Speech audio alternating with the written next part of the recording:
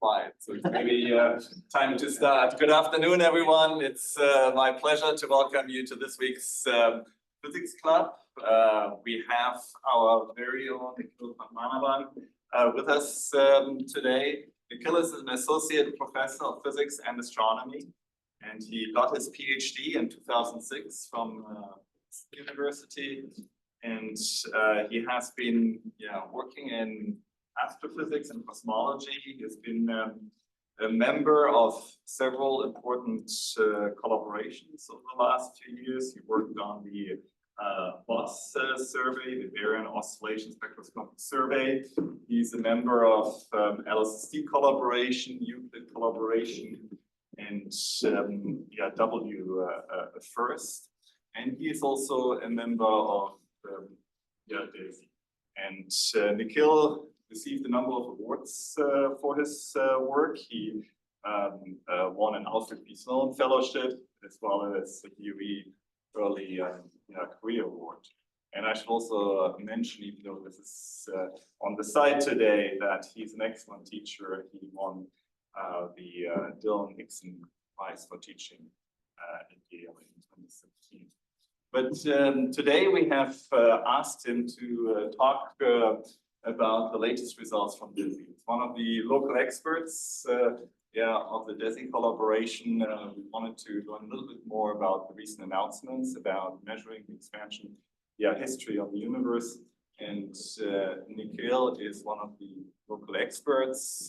He was a key project coordinator from 2020 to 2024 on the first year results from DESI. And today we'll present the latest results. Thanks. Thank you, Carsten. I should make sure I turn on my microphone. I think everyone in the room can hear me. I think Meg still remembers how loud I was when I gave my job talk.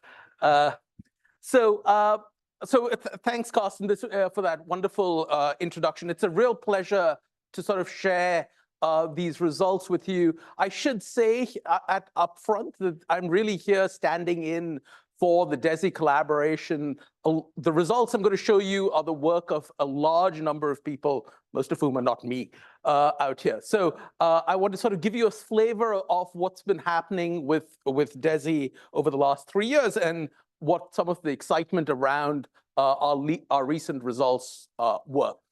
So let's see if this works. It worked a few seconds ago. No. Let's try that again. Okay, good.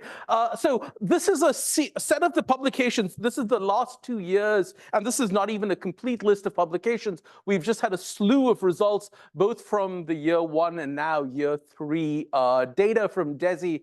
I'm really going to focus in on sort of the most recent set of results. This is the results in that paper, but there's a whole host of sort of supporting papers that flesh out all of the various pieces and highlight large numbers of the people who've done a lot of the work out here.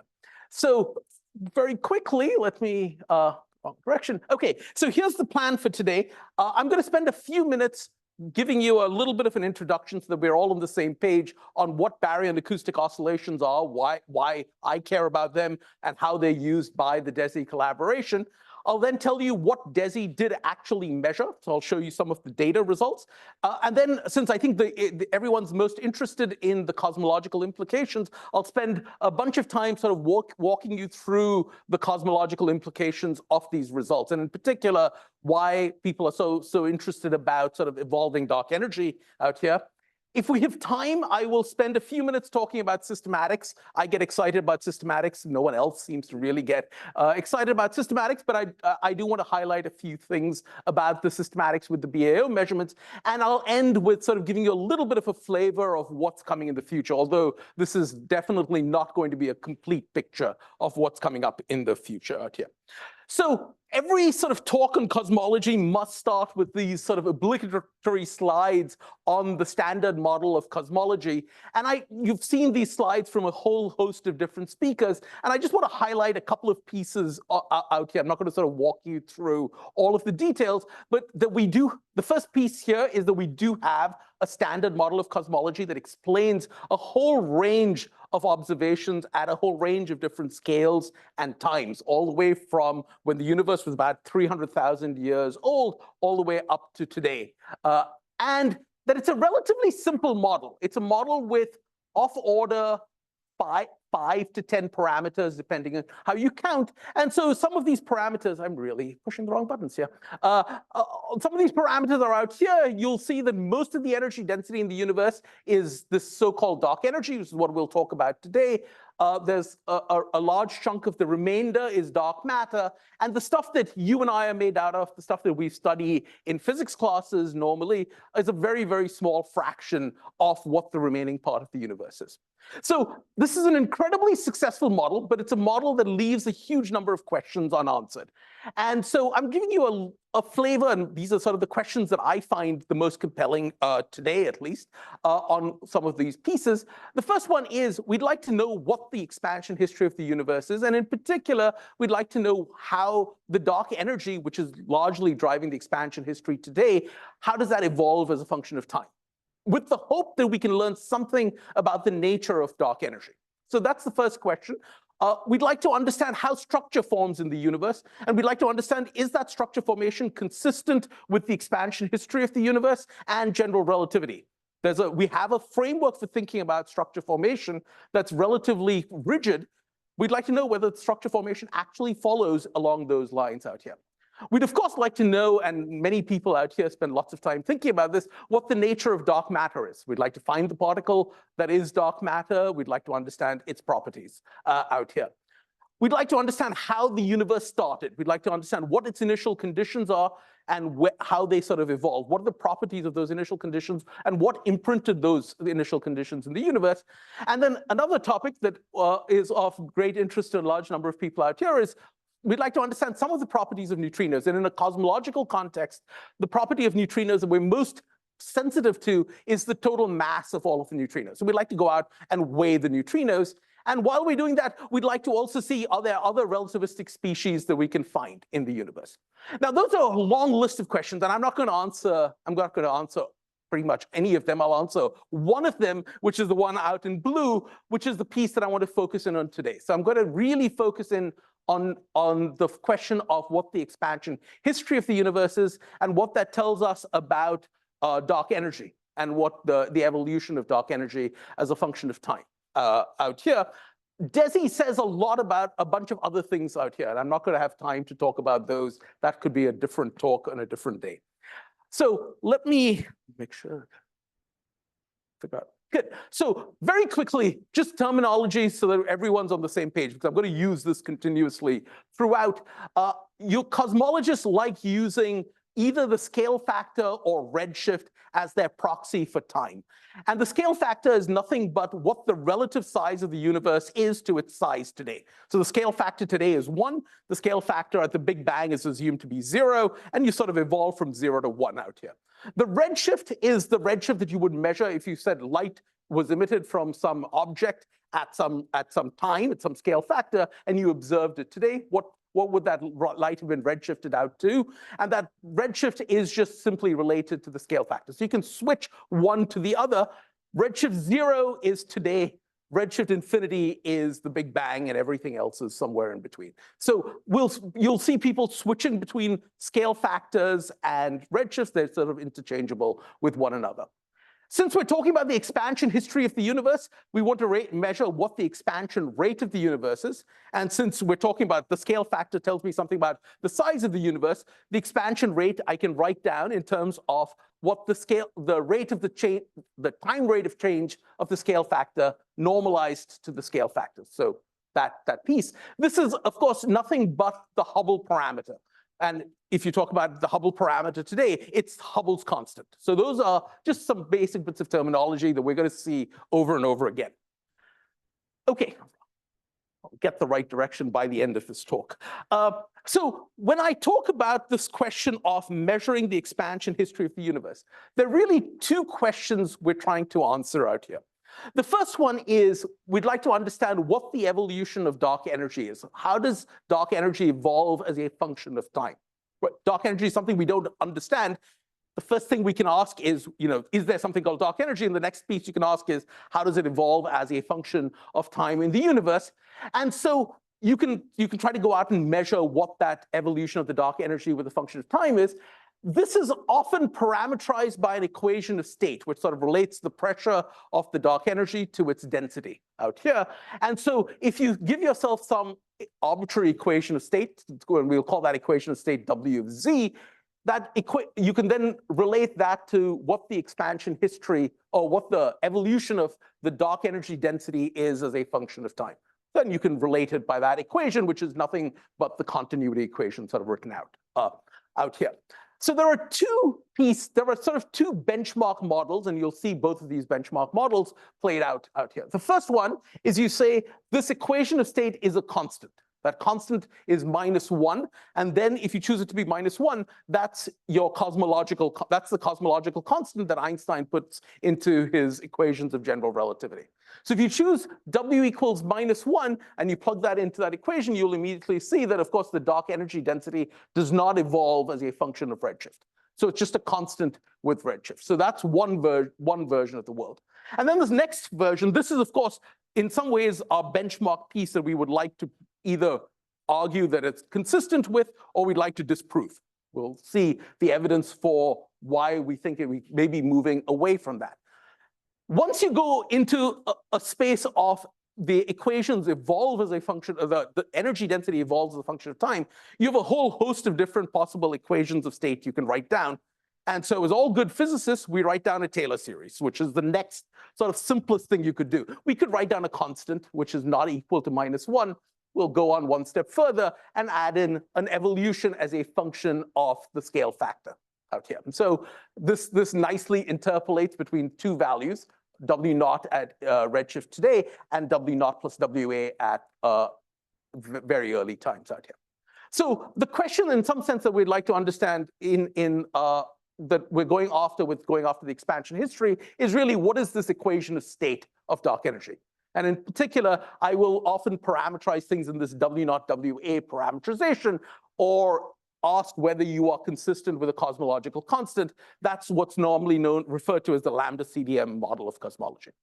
Okay, the second question that comes up when you think about the expansion history is, what is the local expansion history? What is the local expansion rate today? What is the expansion rate right here today on, if you sort of look at our local universe? Now, in some sense, this is just a number that you could put into the cosmology. There is no sort of fundamental theory that predicts what that rate should be. But it's of great interest today because we've tried to do these measurements from two different routes. And Wendy Friedman was just out here giving a talk on just this problem. We've tried to measure this from large-scale structure measurements and from early universe measurements. And if you look at these early universe measurements, you get a number which is roughly about 67 to 68 kilometers per second per megaparsec. Astronomical units are convenient, but that's what you measure the Hubble constant, the Hubble parameter in. So you get something which is about 67, 68. If you measure it locally, trying to sort of actually look at local standard candles and sort of map out what the local expansion history is, you get a number which, if you sort of, this is the whole host of these numbers out here, but all of these numbers you can see sort of sit around 72 or so. And so there is this discrepancy between measurements of the Hubble constant in two different ways. And this is what cosmologists often refer to as the Hubble tension. And so when we talk now about measuring the expansion history, we'd like to say something about, are we helping resolve the Hubble tension? Are we sharpening up the Hubble tension? Are we solving it or not? Again, there will be lots of things. I will not have solutions for many things out here. I will probably sharpen up some problems as we go along. Okay, so we'd like to now measure the expansion history. And so the question is, how do we and sort of go about measuring the expansion history and then use that to infer the dark energy evolution in the universe? And the root here is the Friedman equation, which sort of relates the expansion rate of the universe to all of the various components of the universe. And so the expansion rate of the universe depends on the matter content of the universe, the radiation, the amount of curvature in the universe, very close to zero, it turns out. What neutrinos do in the universe, because neutrinos given that what we know about neutrino masses go from sort of relativistic to non-relativistic over a period of time that's of interest to sort of large-scale structure measurements, and then, of course, dark energy measurements. And you can quickly see that if you measured the expansion rate of the universe, you could sort of invert this relationship and work out what the evolution of dark energy is. And so that's really the game we're going to play. We're going to measure h of z. In fact, we'll measure something not quite h of z, but we'll measure a variant of h of z. And we'll sort of then invert that relationship and ask, what does that imply for what the dark energy is doing as a function of redshift? So measuring h of z, turns out in order to do that, there are sort of two routes to getting at this. And in fact, there are more than two routes, but the two routes that we're going to take today, the first one is to say, how do I convert angles into distances, or angles into sizes? So if I've got some object which is some distance away, it has some physical size, what angle would it subtend? And if to do that, you sort of divide by what's known as the angular diameter distance, or in this particular version of the world, you call it the transverse co-moving distance out here. And this is a complicated equation, but all I want you to emphasize out here is this is just an integral of the Hubble parameter. And so if you knew the expansion rate, you could integrate the expansion rate, and you would know what these distances were, and you know how to convert angles into distances. The other thing you could measure is, of course, how separated are two objects in redshift, and how do I convert that into a physical distance? And that turns out to be a direct measure of the Hubble parameter. I haven't told you how we'll measure these, but that's the route that we'll go about measuring these. We want to measure these two distances in the universe. And so we'll be measuring these kinds of distances. And so mapping a distance will allow me to infer what the expansion history of the universe is. And then by following that along, I will learn something about what the composition of the universe is. In order to do this, the way we're going to do this is we're going to use, and I'll explain all these various pieces here in a second, we'll use a standard ruler in the universe, and in particular in the galaxy correlation function. So very quickly, since I'm going to show you lots of galaxy correlation functions, here's an example of a galaxy two-point correlation function, to be precise, out here. So this is a map of galaxies in the universe. This turns out to be a map from the Sloan Digital Sky Survey, not DESI. I'll show you the DESI maps in a second. But this is just a slice. And every dot out here is a galaxy. And they're colored by different properties of the galaxies out here.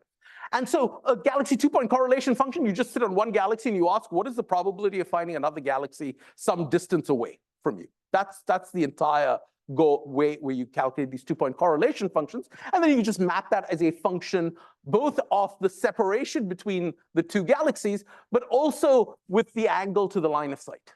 Right? And if I have that angle to the line of sight, I can now measure something which is this two-dimensional function.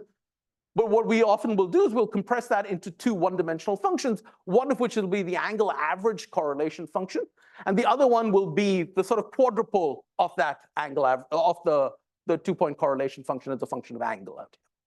Just a couple of points to just highlight, because this always comes up and worries people. The error bars on all of these correlation functions are all correlated. Double correlations out there. But so don't try to do a chi-squared by I with this. Is basically, there is a covariance matrix that sits behind all of this, but your chi-squared by I will get you the wrong answer. The second piece to just highlight here is that the errors here are not coming from errors in the position of the galaxy or the redshift of the galaxy. The errors here are coming from both the rate at which you're sampling galaxies, the sort of shot noise with which you sample the underlying matter distribution, and the sort of volume of the universe that you have sampled. Because every realization, every patch of the universe is effectively some random patch that you get. And so you get some random correlation function. So the errors here are really driven by a sampling rate as well as the sample variance or shot noise. Shot noise or the sample variance piece. The sort of redshift errors in here are negligible. Okay, finally, we can start talking about these standard rulers. The standard ruler here, so let's imagine first that we had such a standard ruler. You can see that little bump in the correlation function out here is the standard ruler that we're going to talk about. But how would I use a standard ruler to map out the expansion history of the universe? If I took a ruler and I knew the size of the ruler, I could measure the angle that ruler subtended And that angle would be related to the transverse co-moving distance, or the angular diameter distance, times theta. So if you knew the size of the ruler, you would be able to tell me what that angular diameter distance was. And if you know that, you can play this inversion game all the way through to the very end, right? If the ruler is oriented parallel to your line of sight, then you're no longer measuring an angle. You're measuring the sort of the front end of the ruler has a redshift. The back end of the ruler has a slightly different redshift. And so there's a change in redshift out here. And so what you are measuring out here is a delta z out here, or a dz piece out there. And to convert that into a distance, you need to use that other distance that I showed you, this co-moving, the sort of line of sight distance. So those are your two distances, one of which gives you a direct measure of h of z. The other one gives you an integral of h of z. If you've got your h of z measurements, you can now invert things and go back to the original values. Okay. In these standard rulers, because you're doing these angle averages, the angle averages don't give you quite the angular diameter distances. They give you sort of combinations of the angular diameter distance and these line of sight distances. That's a technicality, but you'll see this. You'll see some of this terminology in some of the slides as we go along. Finally, I just want to point one last piece out, which is if you've measured a standard ruler at a bunch of different places, there are two possibilities you could end up with. One is the ruler has a size that you know. If you know that, then you know the absolute distance to any place, right? It gives you an absolute physical scale that you can go out and measure things. But if you don't even know the size of the ruler, but you just knew it was standard, you can measure relative distances all the way through as a function of redshift, right? So you can measure a relative distance between two redshifts as you sort of work your way through. And effectively, what that's allowing you to do is learn something about the evolution of the distance redshift relation without knowing the absolute scale of that distance redshift relation, right? And in cosmology, what that does is it basically means that you learn something about the components of the universe, but you don't learn something about what the Hubble parameter is, or the Hubble constant is. The Hubble constant is sort of an overall constant that just sets the scale of the problem out at hand. Okay, the last piece that we need before we sort of look at the DESI data is really how do you build such a correlation function? Sorry, how do you build such a standard ruler? This is a story that now is sort of has been told many, many times. So I'll do this relatively quickly, but I think it's a useful story to sort of hear played out. So you start with the early universe, which is, I'm going to imagine, it's incredibly hot. You sort of just run the current universe and the temperature of the universe backwards in time. You end up with a universe that's incredibly hot. All of your hydrogen and helium in the universe is basically ionized. And so you've basically got nuclei, electrons, and photons floating around in the universe. And so these photons are basically just bumping off the electrons, and they now nicely couple to form a fluid. Most of the energy density in the very early universe is in radiation. So this is a relativistic fluid. So you know all of the properties of this relativistic fluid. Now, what I want to just do is do a toy problem in my head, which is I'm going to imagine a single perturbation in this. What I'm going to imagine originally was a totally uniform distribution of matter. And I'm just going to watch what happens to that perturbation. I'm going to perturb the density of matter, but I'm also going to perturb the density in photons. So the matter is going to be here. Cosmologists call all matter baryons, and so we'll put those as baryons, and then the radiation will be photons out here. We'll just sort of evolve those as a function of time. This will be in 3 dimensions, so I'll show you a mass profile as we sort of work our way through. So I have this small perturbation. It starts to grow as a function of time out here, and it's just a spherical sound wave that is expanding. This is where the acoustic part of the acoustic oscillations comes in. The speed of sound this is a relativistic fluid. We know what the speed of sound is. It's just c over √3. So roughly about half the speed of light in this case. And so we know exactly the rate at which this is expanding. Nothing happens to this until the universe cools down to about 1 eV, at which point there's not enough photons to keep hydrogen totally ionized. And you suddenly go from ionized hydrogen to neutral hydrogen. This is what's known as recombination, although it never read. This was the first combination of all of these various pieces. This is the first time you form neutral hydrogen. Once you've gone to neutral hydrogen, the photons are no longer coupled to anything, and they just free stream out. to form the cosmic microwave background that we know and love. Right? And so all of the physics out here is the physics of the cosmic microwave background is intricately tied in with the story that I'm telling you out here. So if you now just pause for a minute and look at this sound wave or the profile of the sound wave, you basically have this echo or the shell sitting out some distance out. And that distance is effectively the speed of sound, which you can calculate, which you know, times the amount of time it took, which you also turns out you know remarkably well, because it's just set by what's the number of photons you have and how much matter do you have in the universe. And those two things you can actually measure incredibly well with the cosmic microwave background. And that shell now will be what will become our standard ruler. Right? It's two numbers that I know physically, both I know incredibly well, and so I can use that as my standard ruler. Sorry, can you say what's on the axis? It's distance as a function. It's a distance from the center. So that's about 100 H inverse megaparsecs things. But for now, just think of it as a distance scale that we've got up there. Okay, good. After which, basically nothing happens. So the story basically stays exactly the same now. The photons have decoupled. They've become the CMB. Gravity takes over. And just gravitational collapse means that this feature that existed only in the baryons becomes a feature in both the baryons and the dark matter. It becomes a feature in all of the matter.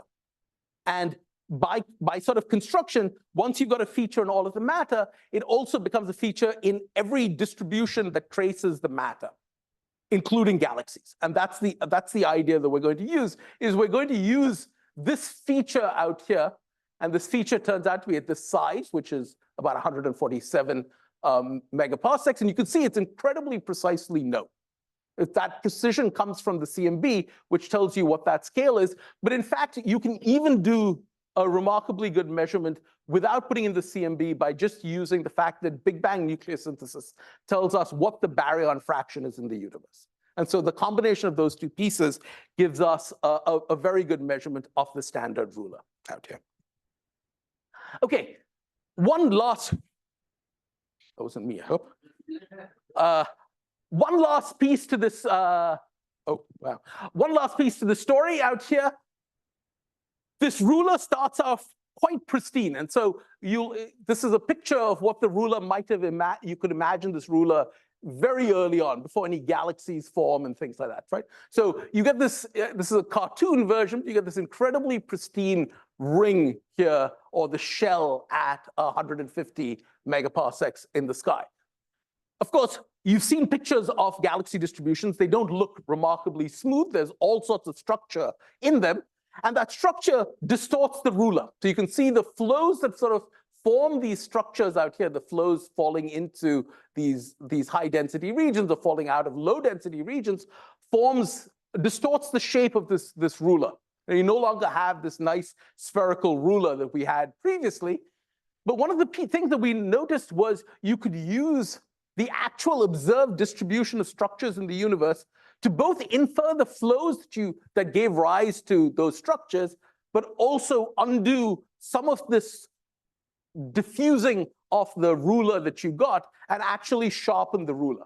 And in fact, more than sharpen the ruler, also standardize the ruler better. And so this was something that, over the last 10 years has gone from sort of a research project to a sort of production line thing that we can do on large galaxy surveys. We measure correlation functions. We undo this thing. This is what's known as reconstruction of the BAO feature, and we sort of get our pristine, as close to pristine BAO feature that we can get out here. Okay, so that's the standard ruler. So what we're going to be doing is using this BAO feature measured in the galaxy correlation functions and use that to map out what the expansion history of the universe is. So let me now turn to sort of talking a little bit about DESI and then start showing you some of the DESI data and the results. Just very quickly, everyone likes showing Moore's laws, and galaxy surveys are no exception. They've been on a Moore's law as well. If you sort of plot the year And the number of redshifts that we've gotten, and there's a nice little Moore's law out here. We started off with, but I think the first surveys I worked on was the Sloan Digital Sky Survey, and we're now sort of at the DESI survey. And we sort of keep extrapolating out. We're just going to keep getting more and more redshifts out there. And with all of this data, we've sort of reached this place where we can do incredibly precise measurements. We have redundancy in our measurements, so we can control systematics, and we can get to sort of the levels of precision that until now have not been possible. Okay, very quickly, what is DESI? So DESI is the dark energy spectroscopic instrument. It's an instrument and a survey. The instrument lives at the Kitt Peak 4-meter telescope, which is shown out here in Arizona. Out there, you can see the telescope inside the dome. The DESI instrument is up at top out here. It's a 5,000 fiber spectrograph. So you basically have 5,000 fibers, each on a little robot that sort of can position the fiber within some control radius. And so you can get a redshift or a spectrum for every object out there. There are 5,000 of these in the focal plane, and we just point at a part of the sky. All the robots are told where to point. They sort of go move themselves in, get a spectrum, repeat over and over again. And you build up your distribution of redshifts as a function of time. And the goal here was really, DESI was built to measure these distance scales out here. And so these were the sort of plots that we made when we were sort of proposing DESI to the DOE, but I'll now show you some of the data that comes from DESI. So this is the data from DR1, and now this is an actual map of galaxies from DESI. And you can see this is, again, one slice. So this is a tiny fraction of the amount of data from DESI. The observer, or you, are sitting at the center of this pie that's going out here. Going further out is distance, and then you're just sort of looking at a wedge on the sky out here. Right? And what you can see is DESI measures, you're measuring galaxies, but you're measuring galaxies of different types of galaxies at different redshifts, because there are different ways in which you can pick these galaxies out. Jack? Do you mind dimming the lights? I think. Oh, if I can figure that one. On the little panel, there's white horizontal buttons. Let's see. Is that better? Good, excellent, good. So you can see, we sort of work our way up. There are just different types of these galaxies, and they're different traces of the underlying matter density field that you can get. I'll show you each one of these. They're all got fancy. They've got little esoteric names based on sort of the properties of these galaxies. But this is the map that we're going to go out and measure the correlation function of, and go out and see the BAO feature. So let me walk you through this. I'll skip the slide altogether. So let me just walk you through the various pieces. We'll walk outwards in redshift. So we'll start with the things closest to us, and we'll go further out in distance, further back in time out here.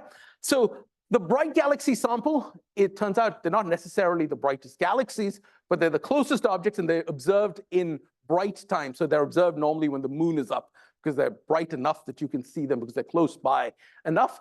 These are just actually a random selection of objects all out to some magnet, some brightness limit out here. And so just a random spectrum out of them is one of these spectra out here. You can see a little image of this object that's sitting out here.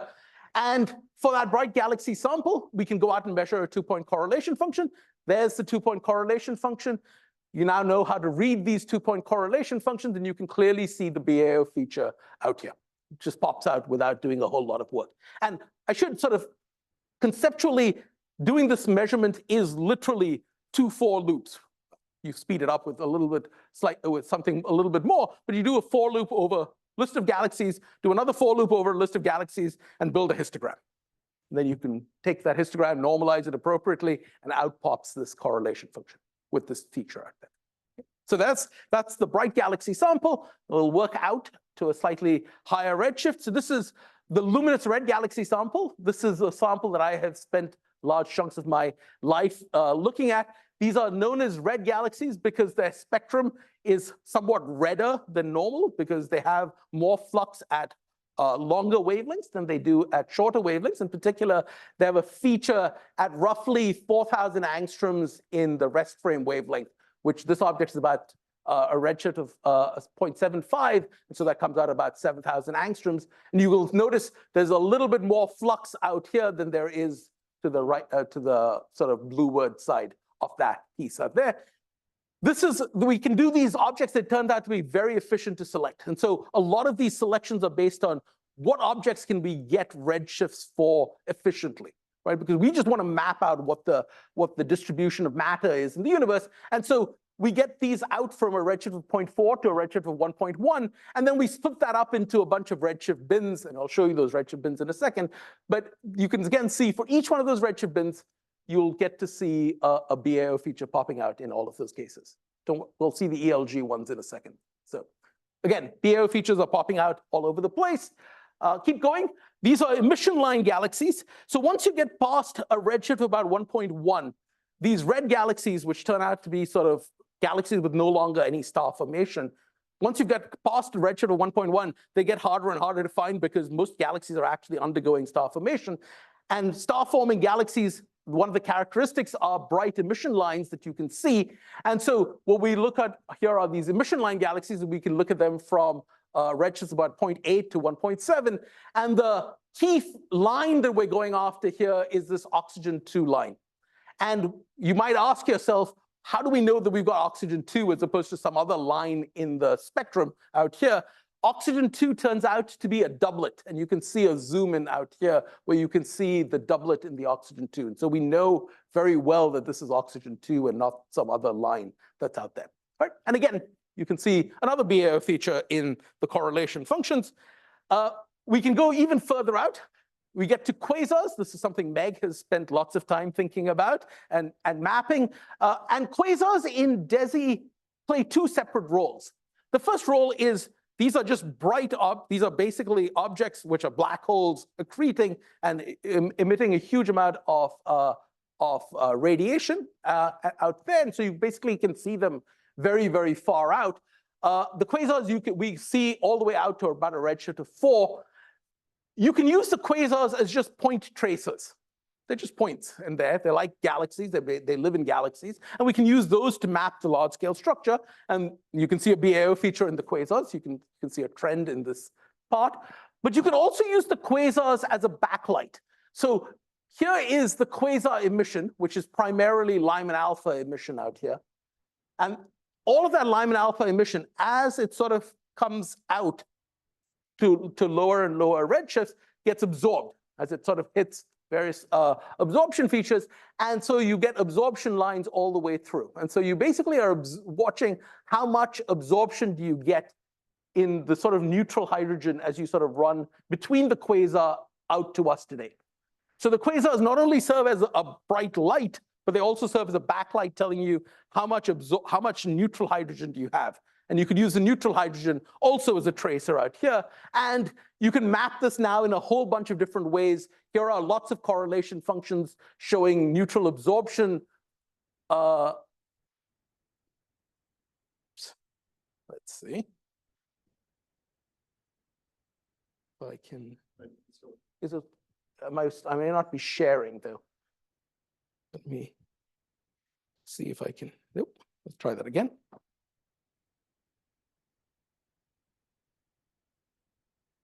And now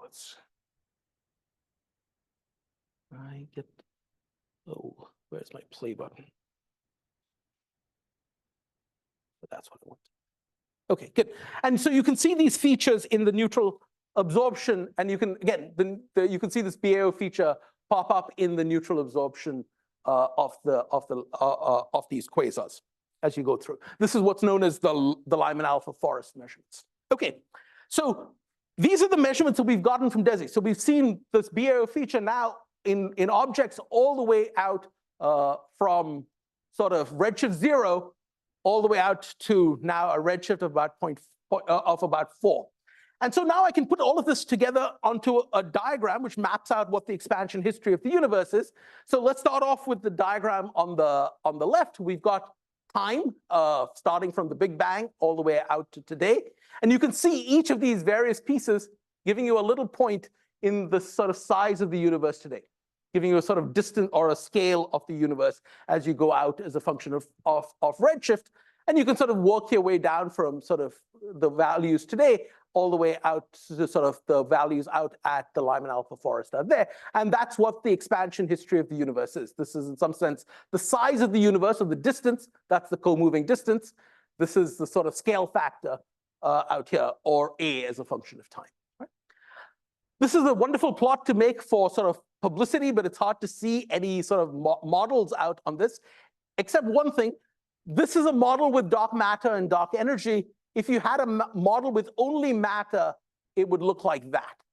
And so you're very clearly not in a universe which is matter only, right? You have to have some dark energy out there. I can now just divide out sort of smooth the sort of our current best fit cosmological model, or the best fit cosmological model from DESI, and just sort of plot ratios of these distances. And so the top two panels sort of show you the sort of isotropic measurement from the sort of monopole and this distance ratio measurement that I've shown you. Or you can think of these as the angular diameter distance and the Hubble parameter, or 1 over the Hubble parameter as a function of redshift. So a couple of things to just, we'll sort of dissect these diagrams out over the next couple of slides, but a few things to just point out here. You can sort of see each of the measurements. The sort of solid line is the best fit measurement from DESI, the sort of best fit cosmology from DESI. The dashed line is the best fit measurement from Planck. And you can see they don't quite go through one another. That's something that we're gonna have to come back to in a second. The other piece to just notice, and this was sort of very satisfying to see, you'll see some open symbols and you'll see some closed symbols. The open symbols were the year 1 results, and which we released a year ago. And the closed symbols are the results that we released this year, or a few weeks ago. And you can see the dramatic reduction in the error bars between all of these pieces, which just comes from the additional data that we got where we covered a larger volume in each of those pieces. It says best fit lambda CDM, so this is still within the. This is all lambda CDM. Yeah, we're still within lambda CDM. I'll warn you before we veer off into. Yeah. One naive question. So the 147 megaparsec. Yeah. That is what we should see today. That is we always do things in co-moving coordinates, so that's what we see at every redshift, because we've taken out the overall expansion of the universe in that. On the previous graphs, like all of the peaks seem to be below. The peak is it's not at quite 147. It's not quite 150. It's a little below. Oh, sorry. Oh, there are two issues here. Sorry. The other one is people tend to. What you saw was that people have divided out an estimate of what the local Hubble parameter is, and so things are in 100 H inverse megaparsecs. It's a 100 is what you're looking for in those figures. Yes. Yes, which is why there was a little arrow just saying that was in the sort of right place. Okay, let me skip this and come back to, if there are questions of that, we'll come back to this. So let me just start with just showing you that the data themselves are incredibly consistent with one another. So I can take all of these correlation functions for each one of these traces. They're different galaxies, different types of galaxies with different properties, and I can just stack them on top of one another. The overall amplitude is something that is allowed to vary because the amplitude of the correlation function comes from the type of galaxy that you have. But otherwise, you'll notice that if I just stack them all on top of one another, just by eye, they all sort of line up with one another. Right? And so that's basically telling you, at least at the sort of visual level out here, our cosmologies are basically correct. If they had not lined up with one another, the sort of underlying cosmology we would have assumed would have been wrong. Or if the shapes were all different, then some part of our story here would be wrong. But I can also now sort of turn this around and start saying, okay, what do I now learn about the cosmological parameters? Remember, this was this game that I was so to say. I said, you measure the expansion history. Now, let me turn this into cosmological parameters. And again, within lambda CDM, so W is still -1. I haven't sort of allowed dark energy to vary out here. This is our benchmark model. You'll see that each one of these traces doesn't quite give you a total measurement, right? There are lots of parameters in that model, and so you get something that's a degeneracy curve for each one of these. But you'll notice all of those degeneracy curves sort of settle down on a point which is sitting out here. So they're all totally consistent with one another within this lambda CDM, and therefore sort of even generalizations from lambda CDM. So the data within DESI are all consistent with one another. They all sort of line up well. Okay, so the first question to ask now is everything okay with lambda CDM? Are all of our parameters and stories that we tell within lambda CDM itself, so without talking about the evolution of dark energy, are all of those telling a consistent picture? And the answer is maybe, or maybe not. So let's start with the left-hand side, which plots what the matter density of the universe is versus the Hubble parameter, or the Hubble constant, so the Hubble parameter today. And you can see a couple of different measurements. You can see the DESI measurements. The DESI measurements are augmented not just by DESI, but with Big Bang nucleosynthesis. So there is no CMB measurement in the sort of DESI plus BBN numbers that you see out here, these sort of blue contours out there. With the sort of orangish contours, we've added in only one piece, which is what is the distance to when the CMB was, nothing else. So those are the pieces that you have there. And you'll see that DESI is at a little bit of tension with the CMB. The contours overlap, but they sort of they're sort of just touching each other very slightly. And you can sort of see this in the lower panel out here, which shows you the probability densities or the posteriors for omega matter, the matter density in the universe. And you can see the DESI numbers want to be at a slightly lower matter density than the CMB numbers. Not enough to sort of call it a tension, but enough to sort of cause trouble down the line. And we'll see some of the issues that raises as we move down the line. The other thing that I talked about when we started was I talked about the Hubble tension. So you could ask, have we resolved the Hubble tension, or have we not resolved the Hubble tension? And so here is here are the DESI results compared to one of the local Hubble parameter measurements. And you can see we have not resolved this. This is sort of sitting at about a 4.5 sigma discrepancy between the two pieces. Yep. Why does the slope of the covariance H naught and omega m change at z equals 1.1? They're different. So they're in one case we've said the blue contours use all of the DESI data. The other two contours use either the high redshift DESI data or the low redshift DESI data, and so you'll get a rotation. The banana change. Because the distance redshift, you're sensitive to slightly different distances, and so your sensitivity in that space rotates around. Much like in that previous figure, you saw the banana sort of rotate as you sort of looked at different traces. Right. So it's the same piece idea. So the Hubble tension still survives. And the key piece that I want you to take away here is these DESI numbers are completely independent of the cosmic microwave background. So there's a Hubble tension that comes from the CMB.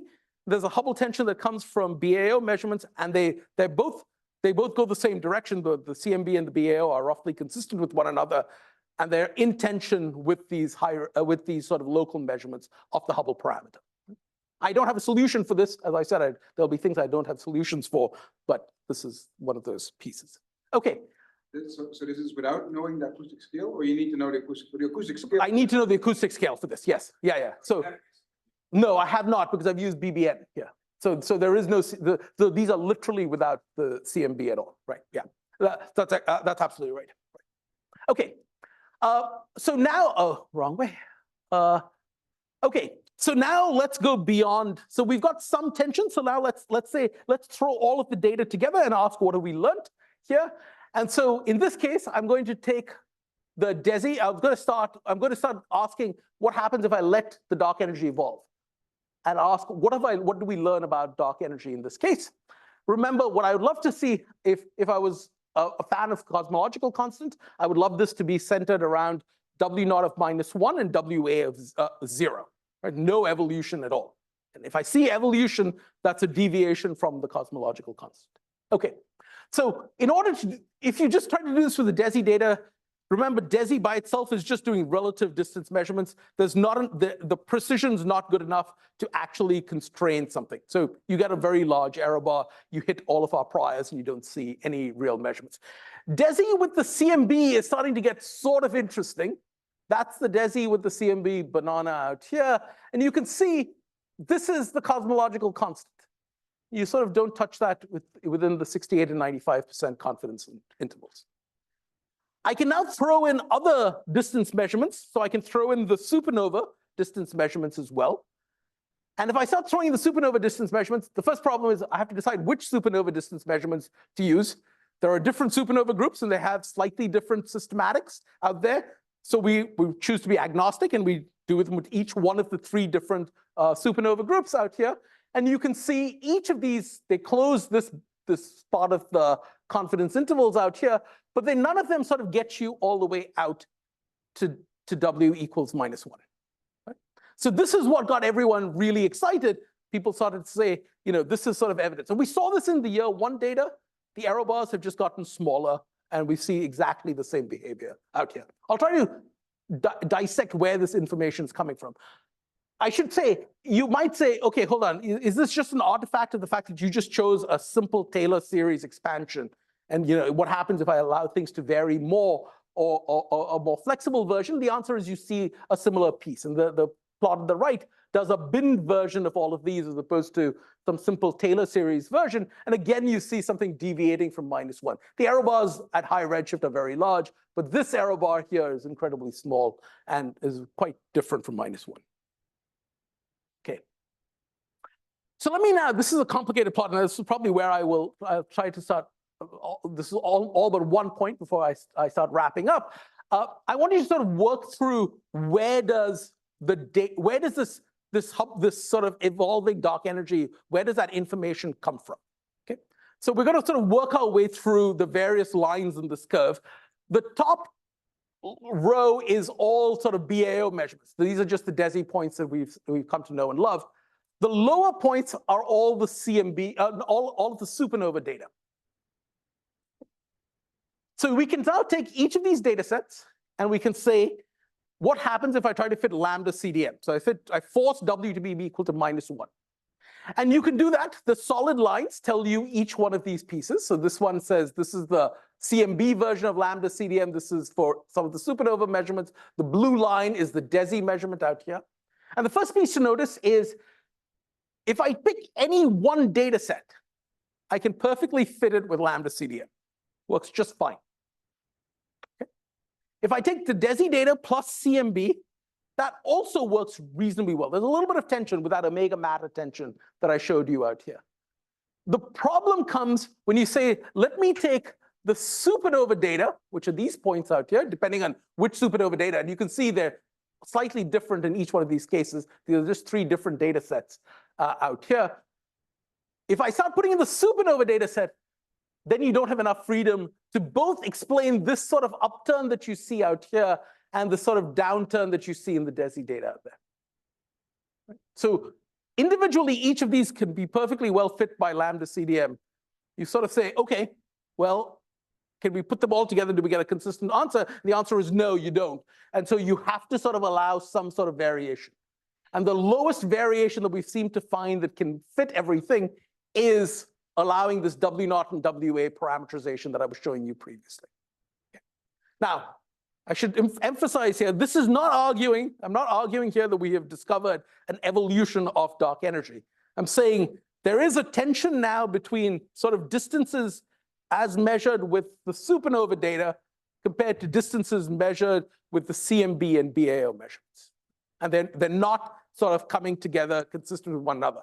That might mean that we're seeing evolution due to dark energy. It might mean something else, right? It might mean a systematic in one data set or the other. If you throw one of these data sets out, you don't really have enough information to sort of tightly constrain one or the other. Vitek.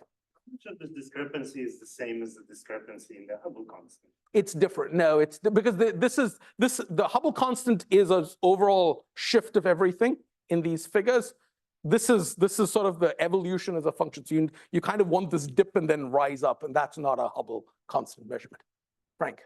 If I look at these plots, it looks like most of the tension in the supernova comes from the low redshift supernova data. Yes, that's what it seems to. That's what. Have BAO data, so it's not Yep. necessarily tension in distance measurements. It could be something else going on. It could be something else going on. Yes. What if you overplot the BAO Sloan redshift 0.1 data BAO? Is that not good enough? It's not good enough. It's not good enough to. It's not good enough. Yeah, the lowest redshift, the DESI numbers now supersede the the precision we've gotten from Sloan. Yeah. Chiara. Does anyone try a spicy approach to estimating the systematics of the supernova data by saying how much you'd have to multiply their error bars by to be consistent with the rest of this? We're not a supernova experiment, and so we have not tried. Just as a kind of I'm sure people have and will. And what I'll argue to you is we have tried to do the same with the BAO and ask how much you have to do with the BAO. And the answer is you have to change the BAO by about 1.5%. Our systematic error budget for BAO is about 0.1%. So it would be a factor of about 10, somewhere between 6 and 10. So 1.5, 0.15%. And so it'd be about a factor of 10 worse. Isn't in Wendy's talk, she kind of hinted that there might be something wrong with the way that they were calculating systematics. I'm going to stay agnostic about the supernova the supernova measurements. I can talk about the BAO measurements. So, okay. All right. So that's where the evidence for this comes from. Finally, let me say a little bit about neutrinos, because there are lots of people here who love neutrinos. And so let me say a few things about neutrinos. One question you might ask immediately is why are we sensitive? Why are we talking about neutrino masses out here? Because where does the sensitivity for neutrino masses come in? And the answer is it doesn't come in directly with the BAO measurements. The BAO measurements don't really care about the neutrinos. The CMB, on the other hand, does care about the neutrinos. In particular, the neutrinos, as they sort of go from sort of radiation to matter, as they sort of go from relativistic to non-relativistic, they change the distance to the CMB. And that's those degeneracies can't be broken purely with the CMB. But if you take that plus the BAO measurements, then you can break those degeneracies and you can get a measurement of the total neutrino mass. And that's really the piece that we can get at out here. And so here's a measurement of what the neutrino, there's a sort of posterior distribution of what the sum of neutrino masses is. We really only are sensitive to the total amount of mass in all of the neutrinos. And you can, the sort of constraint from DESI plus CMB right now is about 0.077 EV. It moves around a little bit depending on which exact likelihood you use and things like that, but it's very close to that. A couple of things to sort of point out here. The first one is there is a prior out here. The prior is saying the sum of neutrino masses is greater than 0. That's not the same as using the neutrino oscillation measurements. So that's a slight difference. So a large part of this prior space is sort of ruled out or inconsistent with the neutrino mass measurement, the neutrino oscillation measurements out here, right? The other piece you can see is, remember I said all of the information is coming from the CMB, which are these contours out there. The DESI data by itself doesn't tell you anything about the CMB, but what it does tell you is something about omega matter.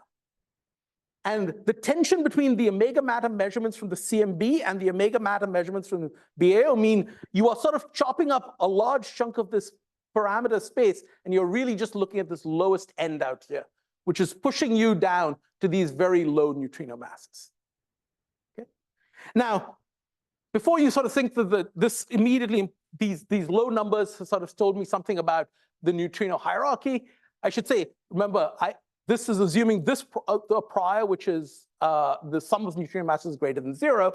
If I put in a more realistic prior based on the neutrino oscillation measurements, I've now put in a prior where I've gone out to 0.06 EV, and so I'm only looking at things beyond that in my overall posterior space. And so then the overall constraints go out to about 0.11 EV out here, with some evidence for a preference for a normal hierarchy, but not, it's getting stronger, but it's not ruling out an inverted hierarchy at this point in time. The other point to make out here is that if I allow, this was all done within lambda CDM. If I allow that equation of state to vary and I let the distances change around, then the error bars get a lot worse out here. And you can see the error bars now go to about 0.16 EV, depending on what data sets you use. If you just use DESI plus CMB, it's about 0.16 EV. It's a little bit better if you throw in some of the supernova measurements in there as well. Okay, let me jump ahead a little bit. I said some things about systematics, but let me actually just move ahead to what things look like in the future. I think answering Chiara's question, I sort of gave you a sense that this cannot be all systematics. We spent a lot of time trying to find the systematics. We have not found it. And when we estimate our systematics, we're about a factor of 10 too small. So looking ahead, what should you look forward to? We're going to continue taking data. This is only year 3. We've got another 2 years of data, so that data set will get larger. We're ahead of schedule, so we'll actually probably take some more data and cover more sky than we can, so we'll get even smaller error bars out here. We're all still actively trying to improve our analysis techniques to get smaller error bars with the data sets that we've gotten. So the hope is we can do that out there. I haven't said anything about the growth of structure, but the growth of structure also tells me something about dark energy. And we'll have measurements from DESI that will inform all of these pieces.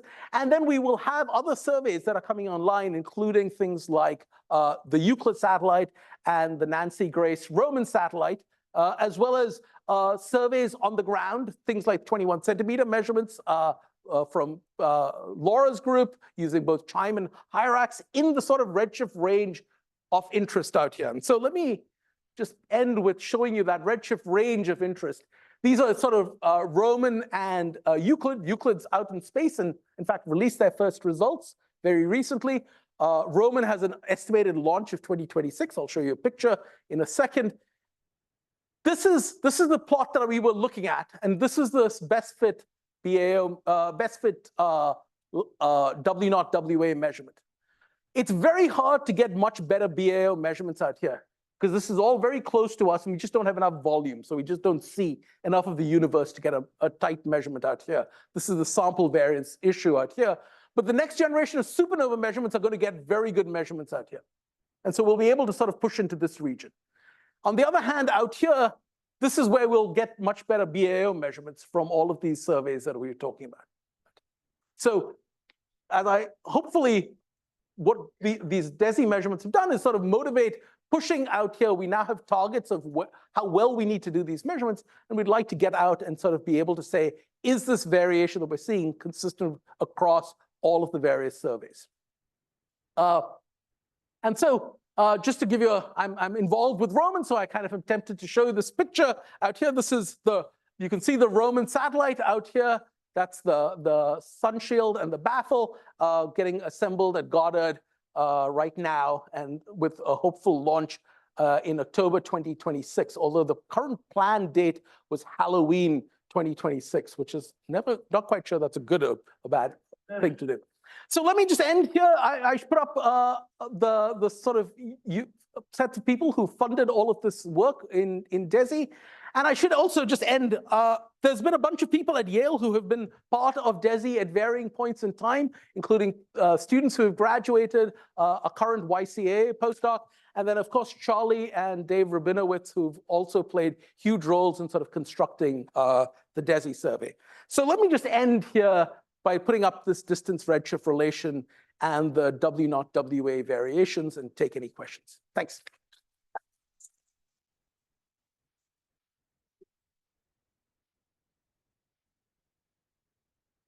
Much, Nikhil, for this really nice talk. Okay. I have a question about the neutrino mass bit. So I understand the attachment is positive masses, but suppose you let this parameter free. Right. The best. I don't remember the exact number. It goes negative. How negative?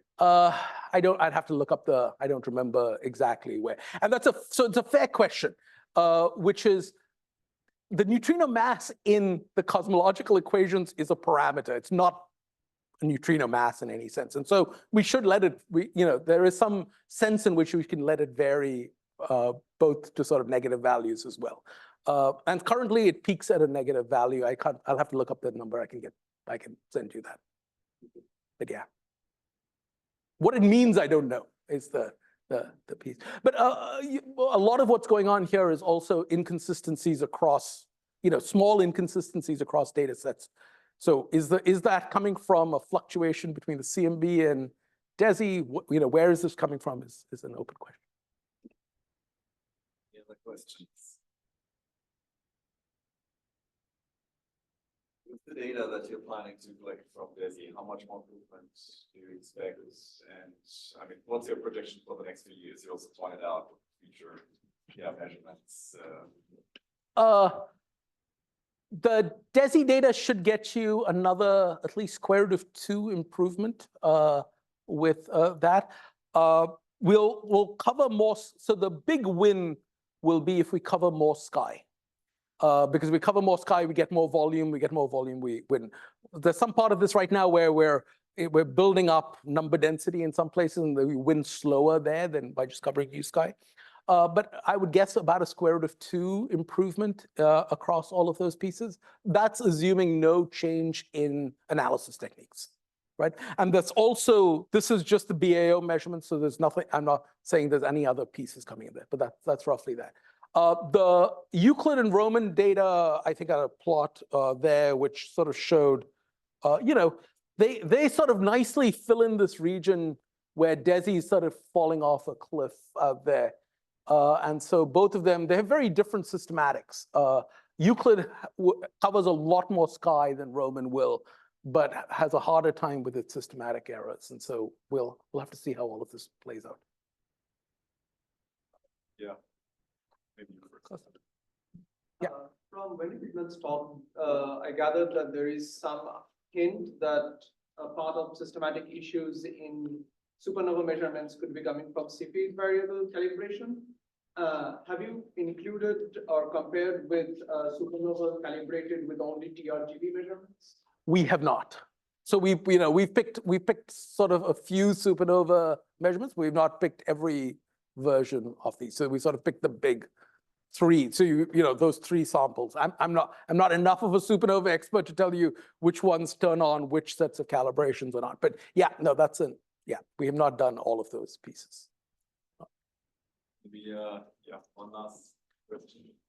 Just a profound question, but you mentioned, when you did the reconstruction technique, you gained a lot in the vision.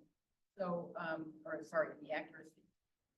Are there prospects for new kinds of analysis that would do that big a improvement? Yeah, so there's been a bunch of work which is trying to do these reconstruction methods better. We did sort of the simplest possible things, and that got us a lot. But some of the forecasts. So we've currently tested it on simulations, and on simulations it works remarkably well. You can get 50%, another 50% reduction of error bars on all of these pieces without getting any new data, which would be great. How well this works when we actually take it out to data, I think, is something that my group is, amongst others, spending a bunch of time trying to say, okay, how do you actually do this on a real data set with all the sort of regular warts that data come with.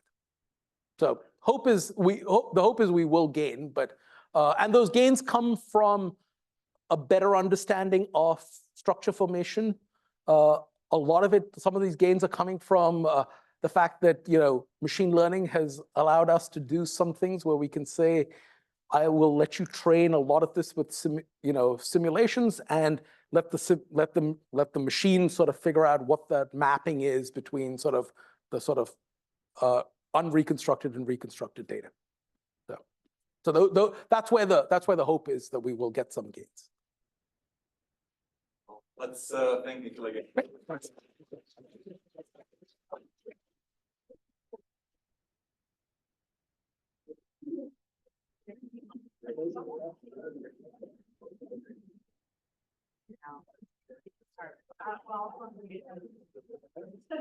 Oh, yeah.